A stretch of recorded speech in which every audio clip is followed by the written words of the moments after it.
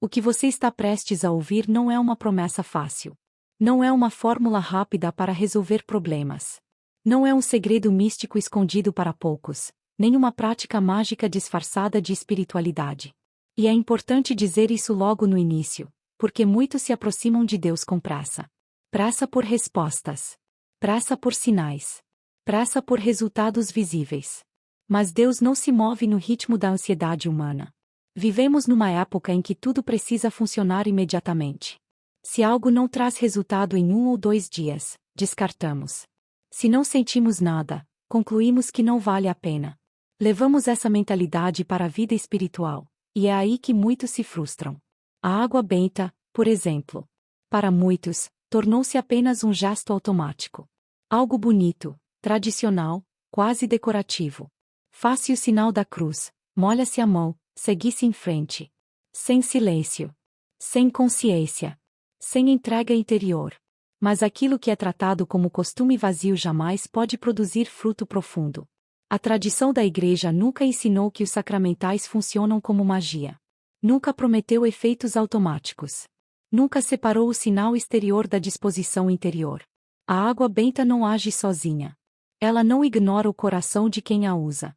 Ela não atravessa a alma fechada, desconfiada, impaciente. Ela responde à fé, à humildade, ao arrependimento silencioso, à decisão real de deixar-se transformar. E é aqui que muitos se perdem.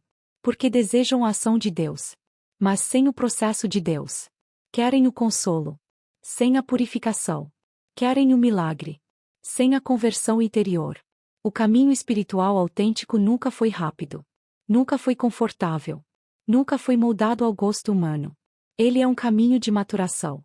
E maturação exige tempo. Por isso, quando falamos de uma prática de 7 dias, não estamos falando de uma data secreta, nem de um número mágico. Estamos falando de um ciclo interior. De um percurso da alma. 7 dias representam algo muito mais profundo do que uma contagem no calendário. Representam um processo completo. O início cheio de expectativa. A resistência interior. A secura que desanima.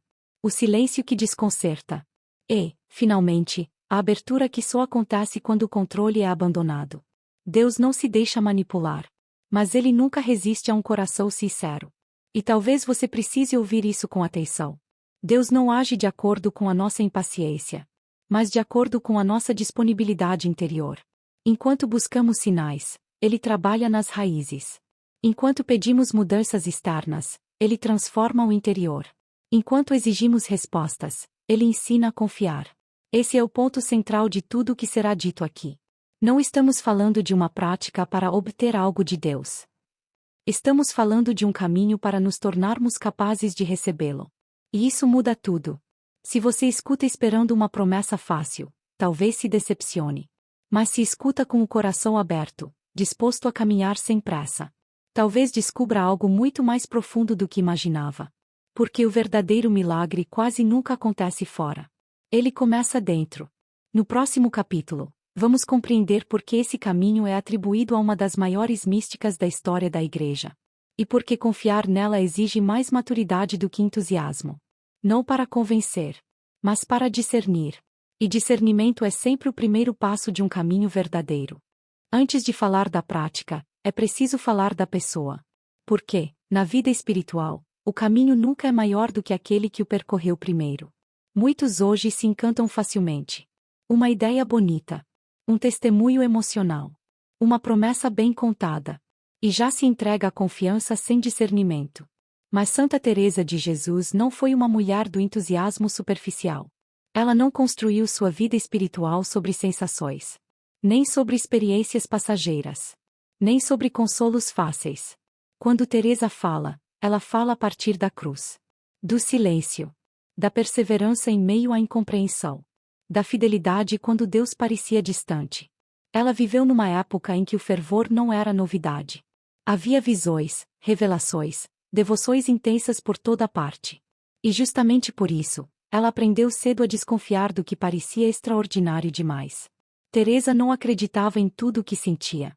Ela examinava, discernia, submetia à oração, submetia à obediência. E, quando necessário, Aceitava esperar anos antes de afirmar que algo vinha de Deus. Isso é fundamental para compreender o espírito deste caminho. Ela não ensinava práticas para impressionar. Não buscava seguidores. Não prometia resultados rápidos. Muito pelo contrário. Teresa advertia constantemente contra o perigo de confundir Deus com as próprias emoções. Contra a ilusão de achar que sentir muito é sinal de avançar muito. Contra a tentação de medir a vida espiritual pelo que é agradável. Para ela, maturidade espiritual era outra coisa. Era permanecer fiel quando não se sentia nada. Era obedecer quando não se compreendia. Era confiar quando a razão gritava o contrário. Por isso, quando ela começa a falar da água benta, não o faz como alguém ingênuo. Ela já tinha atravessado noites interiores profundas. Já conhecia a aridez prolongada. Já tinha aprendido que Deus purifica antes de consolar. E isso muda completamente a forma como entendemos esse ensinamento. O que Teresa propõe não é uma devoção para iniciantes entusiasmados. É um caminho para almas dispostas a não desistir no primeiro silêncio. Para pessoas que compreendem que Deus não se oferece como espetáculo, mas como presença discreta, transformadora e exigente. Ela sabia que toda prática espiritual verdadeira passa por 3 fases inevitáveis: o desejo inicial, a resistência interior e o abandono confiante. Quem não aceita essa travessia, abandona no meio do caminho. E depois diz que não funcionou. Teresa não se preocupava em agradar. Preocupava-se em ser fiel. E é por isso que confiar nela exige maturidade. Não basta admirá-la. É preciso aceitar caminhar como ela caminhou. Sem garantias. Sem atalhos. Sem exigir explicações imediatas. Quando Teresa fala de 7 dias, ela não está oferecendo um método. Ela está indicando um tempo pedagógico da alma. Um tempo suficiente para que o entusiasmo se cale. E a verdade interior comece a aparecer. Porque só quando o barulho interior diminui, é que Deus encontra espaço para agir. No próximo capítulo, vamos entrar exatamente nesse mistério. Porque 7 dias não são uma data especial, mas um processo interior inevitável para quem deseja uma transformação real. Não para todos, mas para quem está disposto a ir até o fim. Sem pressa. Sem ilusões. Com confiança. Quando se fala em 7 dias, muitos pensam imediatamente em prazo. Em contagem. Em expectativa de resultado. Mas o número 7, na vida espiritual, nunca foi sobre calendário. Sempre foi sobre processo. 7 dias não indicam quando algo deve acontecer. Indicam como a alma é conduzida quando aceita caminhar com Deus sem tentar controlá-lo.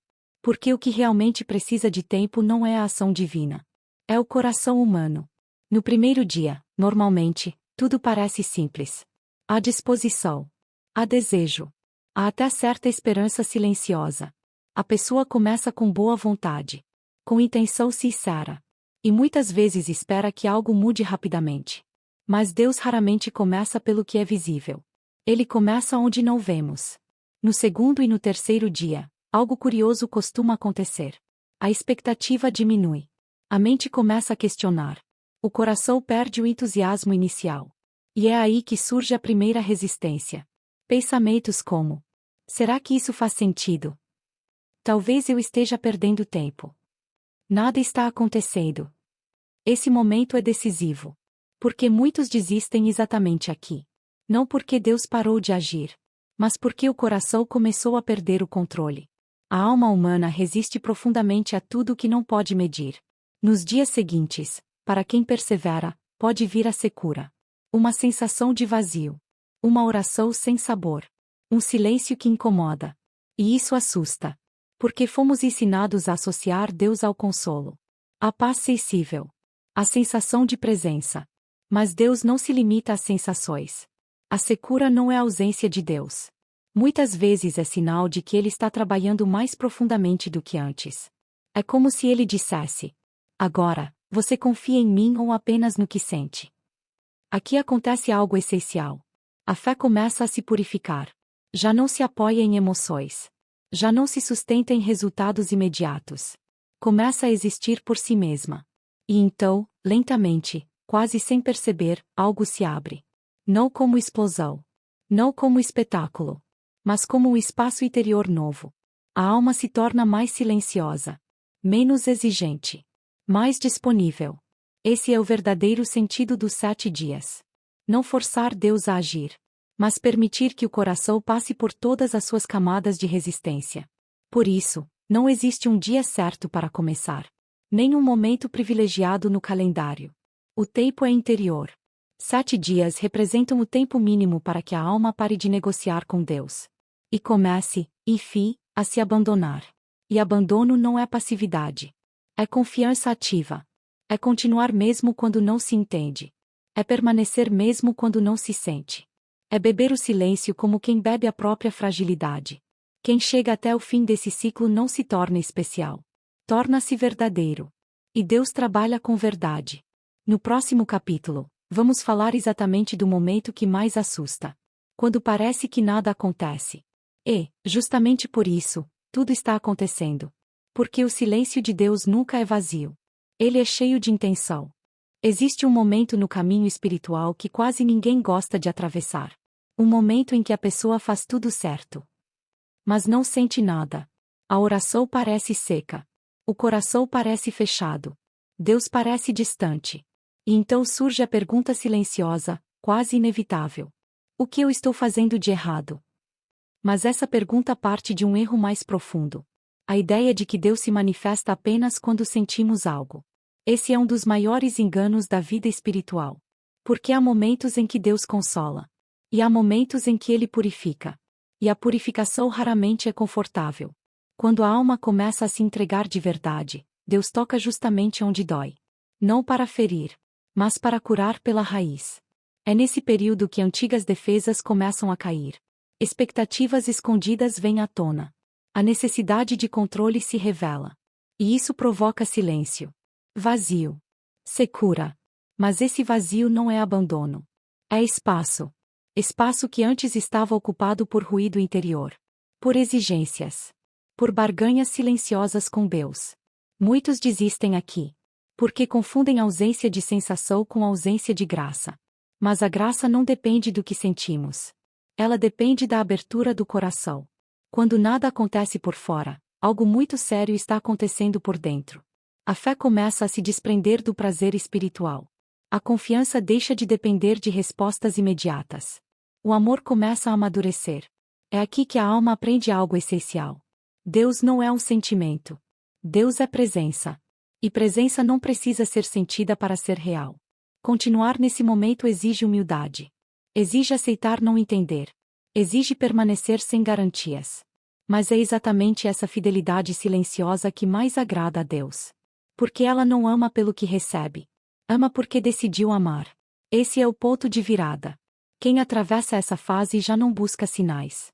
Busca a verdade. Já não exige consolo. Aceita a realidade. E paradoxalmente, é aí que a alma começa a se abrir de forma mais profunda. Não para experiências extraordinárias. Mas para uma paz mais estável.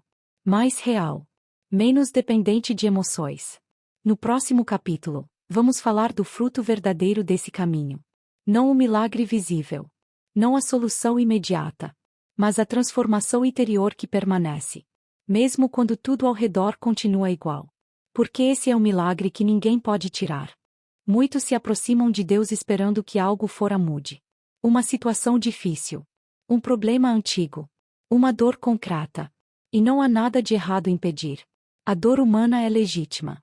O pedido sincero também. Mas o caminho espiritual autêntico sempre produz seu primeiro fruto dentro. Antes de tocar o que está fora. É aqui que muitos se confundem. Porque, às vezes, a prática termina. Os dias passam. E a vida exterior parece a mesma. Os problemas continuam. As dificuldades não desapareceram. As respostas não vieram como se esperava. E, ainda assim, algo mudou. Algo silencioso. Algo profundo. Algo que não faz barulho, mas sustenta. A pessoa começa a reagir de outra forma. Com menos ansiedade. Com menos revolta. Com mais interioridade. Aquilo que antes provocava desespero. Agora é enfrentado com uma estranha calma. Não porque tudo esteja resolvido. Mas porque a alma já não está sozinha dentro de si mesma. Esse é o fruto verdadeiro. Uma fé menos dependente de resultados. Uma esperança menos frágil. Um amor menos condicionado. A transformação autêntica não torna a pessoa invulnerável. Ela a torna enraizada. Quem passa por esse caminho começa a perceber algo essencial. Deus não veio apenas para mudar circunstâncias. Veio para habitar a alma. E quando Deus habita, tudo muda de lugar. A dor continua sendo dor, mas já não destrói. A espera continua sendo espera, mas já não desespera. O coração aprende a descansar sem compreender tudo. A confiar sem ver tudo. A amar sem exigir tudo. Esse é o sinal mais claro de que o caminho é verdadeiro. Não é euforia. Não é excitação espiritual. Não é orgulho por ter conseguido. É humildade. É paciência. É um desejo mais puro de Deus. Quando alguém sai desse processo mais humilde, mais misericordioso, mais paciente com os outros, algo foi realmente purificado. Quando sai mais exigente, mais orgulhoso, mais impaciente, algo foi mal compreendido. Porque o Espírito de Deus nunca endurece. Ele amolece. Nunca inflama o ego. Ele o esvazia. Nunca cria dependência de práticas. Ele cria liberdade interior. Esse é o milagre que permanece quando o entusiasmo passa. Quando o silêncio volta. Quando a vida segue. No próximo e último capítulo, vamos encerrar esse caminho com um convite. Não uma pressão. Não uma promessa. Mas um chamado sereno àqueles que desejam continuar caminhando. Com profundidade, discernimento e verdade. Chegamos ao fim deste primeiro percurso. Não a um encerramento definitivo, mas a um ponto de silêncio. Porque todo caminho espiritual verdadeiro não termina com respostas prontas.